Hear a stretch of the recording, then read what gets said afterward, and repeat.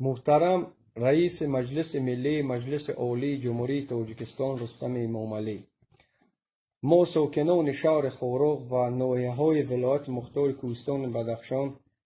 از صحنه‌های 25 تا 28 نوامبر سال 2021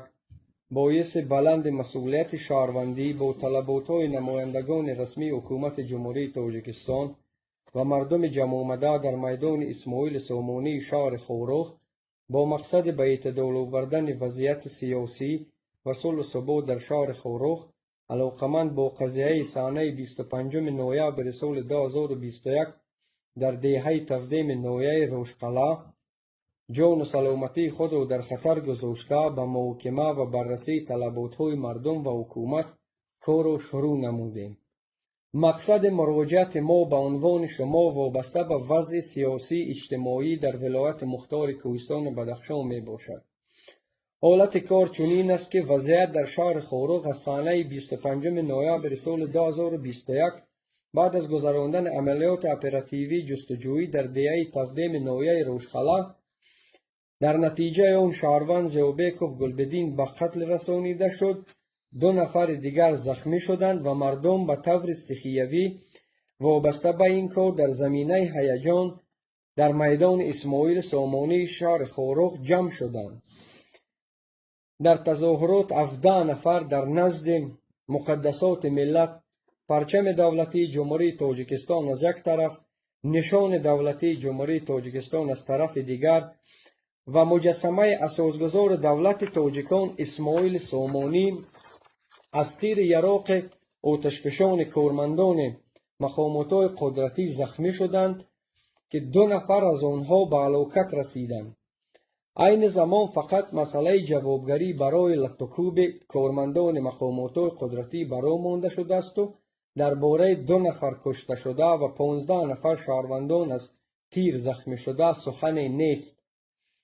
با پرونده جنایتی عاید به قتل رسانده شدن شهروند زیوبکوف گلبدین و دیگر شهروندان تفتیشات رفته ایستاده است. خلق تحمل پذیر بدخشان تمام مشکل ها را با سر بلند می گذراند و حکومت را همه‌طرفه جانبداری نموده ایستاده است و به حال امکانیت های موجوده حکومت جمهوری تاجیکستان در آمده است. از آن جمله گرانترین نرخ محصولات خوراکواری و بازار در عموم در ولایت مختار کوهستان بدخشان، گرانترین نرخ برق، مواد سوزشواری، بلندترین سطح بیکاری، ویرانترین راهها نسبت به دیگر مناطق وطنمان عرض وجود دارد.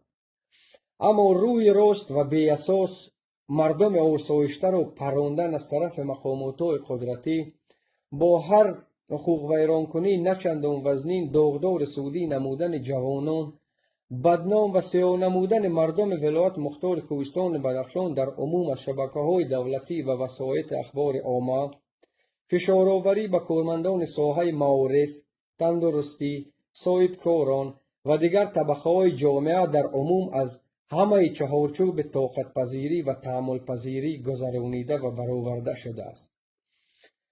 صلح و وحدت، تنجی و امانی جامعه و دولت، متحدی ملت تاجیک، یکپارچگی وطن عزیزمان تاجیکستان که این ارزش‌های بی‌بها را اساسگذار صلح و وحدت ملی، پیشوای ملت، سرور وطنمان محترم امامعلی رحمان با فداکاری‌ها و جانبازی‌ها برای ملت آورد، امروزها در شهر خورق و ولایت مختار کوهستان بدخشان در عموم ارزش‌های ذکر گردیده زیر خطر هستند که این می‌تواند آرامی و صلح و ثبات را در مقیاس تمام تاجیکستان عزیزمان خللدار نماید. بنابر چنین حالت کار ما خلق صلح پرور بدخشان، طرفداران سیاست صلح جهانی سرور کشورمان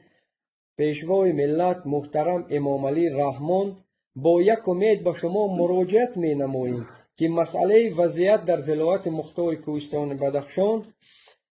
و حمایه صلح و ثبات در اجلاسه نوبتی مجلس ملی مجلس عالی جمهوری تاجیکستان مورد بررسی و محاکمه قرار دهید. تمام دانش و مهارت خود را به کار برده